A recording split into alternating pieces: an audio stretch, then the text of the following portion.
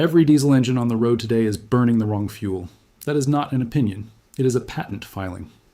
In 1893, Rudolf Diesel filed his original engine patent. The fuel he specified was not petroleum, it was vegetable oil. 7 years later, at the 1900 Paris World's Fair, Diesel demonstrated his engine running on pure peanut oil, in front of engineers from around the world. Today, if you pour that same fuel into your diesel truck, the EPA calls it a federal crime. A fine of up to $5,000 per violation.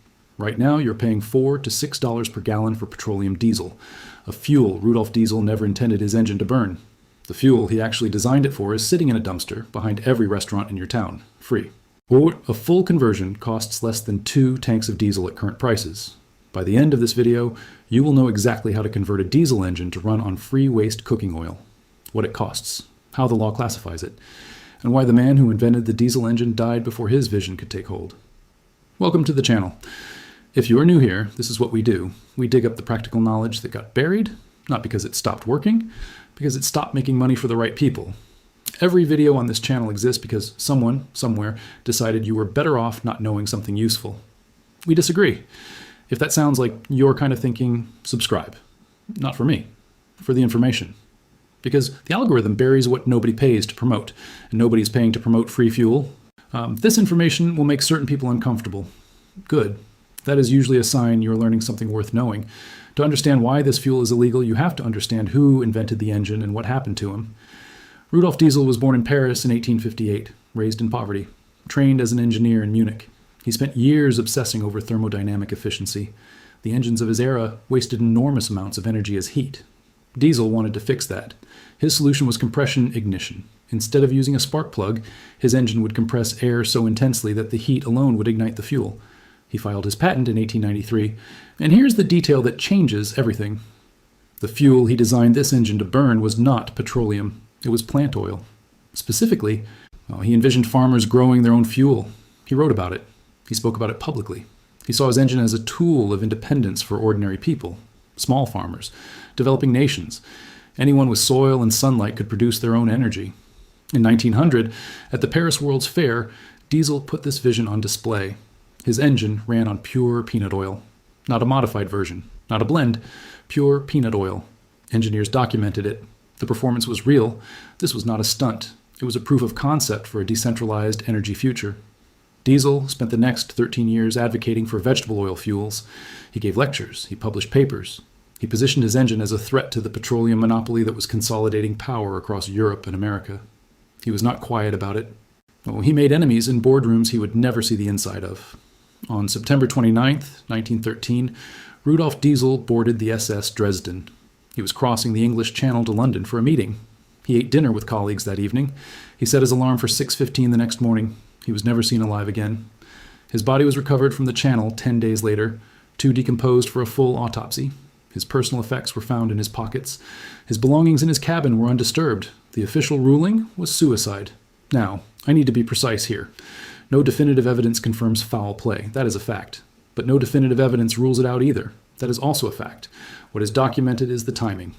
Within years of Diesel's death, the petroleum industry captured the compression ignition engine market entirely. Cheap petroleum diesel became the standard fuel. Vegetable oil disappeared from the conversation. The engine Rudolf Diesel built to liberate small operators became the exclusive property of the petroleum supply chain for over a century. After Diesel's death, petroleum took the engine. A century later, the EPA locked the door. Now, everything I just told you is the surface. Behind every video on this channel is a research library I call the Vault. It contains the full sourcing, the extended timelines, the patent language, the documents most people never see. Topics range from suppressed fuel alternatives to food preservation methods your grandparents knew to off-grid medical preparation. No filler, no recycled blog posts. Just the primary sources and the analysis that would make these videos 3 hours long if I included it all. The link is in the description. But stay here. Everything you need to act on is in this video. The Vault is for those who want to go deeper on their own time. Now, the science. Because history alone does not keep an engine running. The United States Department of Energy has acknowledged that waste vegetable oil demonstrates acceptable short-term performance in diesel engines. Read that carefully. Acceptable short-term performance? They confirm it works. What they deliberately avoid is a long-term endorsement. We will come back to why that gap exists. It matters. The U.S. military has invested in alternative fuel research for years. Their motivation is not environmentalism, it is supply chain resilience. A military convoy that depends on petroleum diesel depends on a supply line. A supply line can be cut. Alternative fuels sourced locally reduce that vulnerability. The strategic logic is identical to the civilian prepper rationale. If the supply chain fails, you need fuel you can source yourself.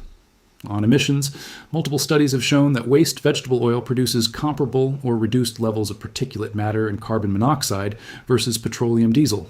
This matters because the assumption most people carry is that waste oil must be dirtier. The data says otherwise. In several measured categories, it is cleaner. So the science says it works. The military says they need it. The government says you cannot have it. Let us talk about why. The Clean Air Act, Section 203, subsection A. This is the statute. It prohibits tampering with emission control systems on motor vehicles. The EPA classifies any unapproved fuel system modification as tampering. That includes installing a waste vegetable oil conversion kit. It does not matter if your emissions go down. The classification does not require proof of increased emissions. It requires only that you modify the system without EPA certification. No WVO kit has ever received that certification. None. Not because they failed testing, because no manufacturer has navigated the certification process. The cost and complexity are prohibitive for a product that converts free waste into fuel. Here is where it gets sharp. Commercial biodiesel is legal. You can buy it at fuel stations and blends up to B20. It is produced under ASTMD 6751 standards. It is taxed, it is regulated, or it flows through the same corporate distribution infrastructure as petroleum diesel. A corporation can chemically process vegetable oil into biodiesel and sell it to you at a markup. That is legal.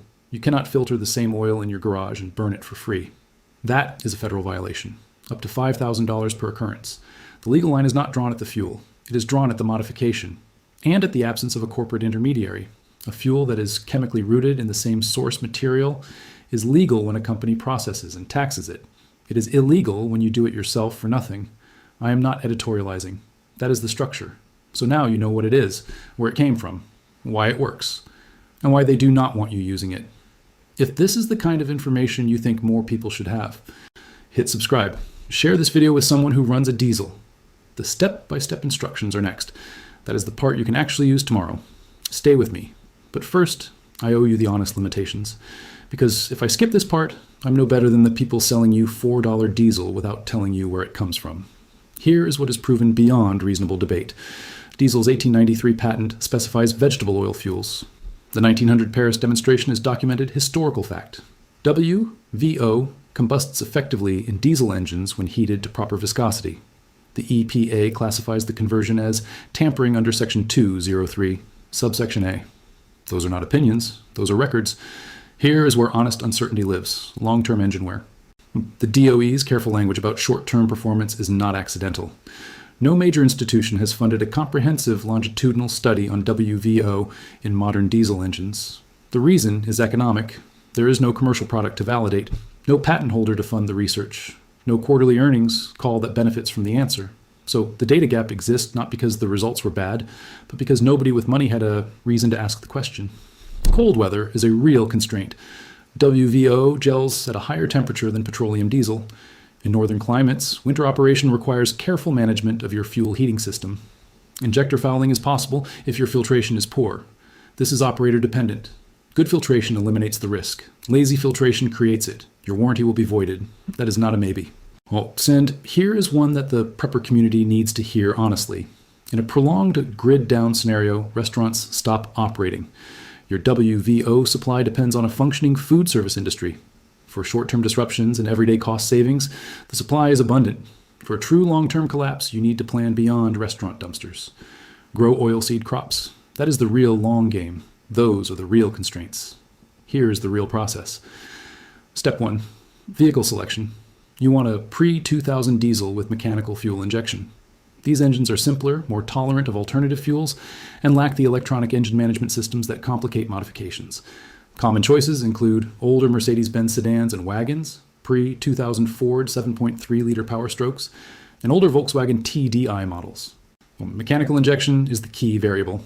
Modern common rail diesels can run WVO, but the complexity and risk increase substantially. Step 2, kit acquisition. A dual-tank WVO conversion kit costs between $200 and $800 depending on quality and completeness.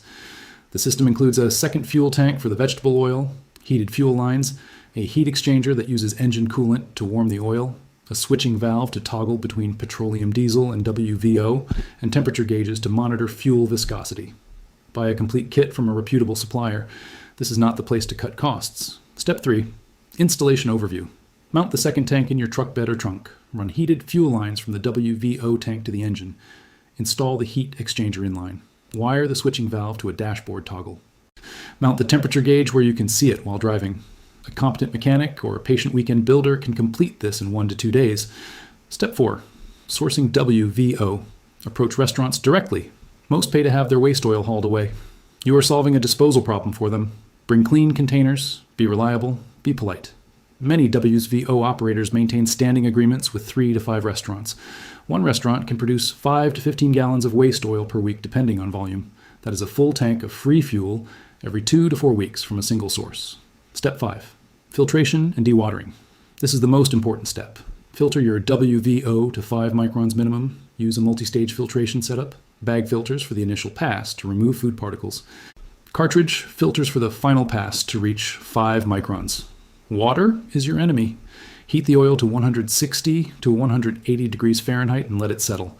Water sinks, drain it from the bottom. Test with a water detection paste or a crackle test. If it crackles when heated, there is still water present. Filter again.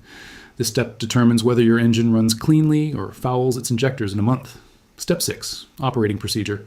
Always start your engine on petroleum diesel from your primary tank. Drive for 5 to 10 minutes until the engine reaches full operating temperature. Check your WVO temperature gauge. When the vegetable oil reaches 160 degrees Fahrenheit or above, switch to the WVO tank. Drive normally. Before you shut the engine off, switch back to petroleum diesel for 3 to 5 minutes. This purges the WVO from your fuel lines and injectors. If you skip the purge, cold vegetable oil will solidify in your injectors overnight. Every operator who has had injector problems, skip this step. Step 7. Maintenance. Check your fuel filters every 500 miles initially. As you refine your filtration process, you can extend that interval. Change your engine oil more frequently than the manufacturer recommends. Every 3,000 miles is a reasonable starting point. Inspect your injectors annually. Monitor your fuel line connections for leaks at the heat exchanger fittings. One additional note, if you operate a stationary generator, a farm tractor, or any off-road diesel equipment, the legal picture changes considerably. The Clean Air Act's tampering provisions focus on on-road vehicles. Off-road and stationary applications face a far more permissive regulatory framework. For homesteaders and rural operators, this is where WVO conversion makes the most immediate practical sense with the least legal exposure. In 1893, Rudolf Diesel built an engine so that ordinary people could grow their own fuel. He envisioned farmers powering their equipment from their own soil. He demonstrated it to the world. He died under circumstances that have never been fully explained. And for over a century, his engine has been chained to a fuel he never wanted it to burn. Today, you know what he knew. The fuel your diesel engine was designed to burn is free. The conversion costs $200 to $800. The process is 7 steps. The only barrier is a regulation that does not require proof of environmental harm. It requires only that no corporation profited from the transaction. I'm not telling you what to do with this information. That is yours to decide. What I am telling you is that you now have it. Rudolf Diesel wanted you to have it, and for over 100 years you did not. Share this video with someone who drives a diesel, not for the channel, for the knowledge. Some things are worth knowing even if nobody profits from you knowing them. Next week, we go deeper into another piece of buried practical knowledge.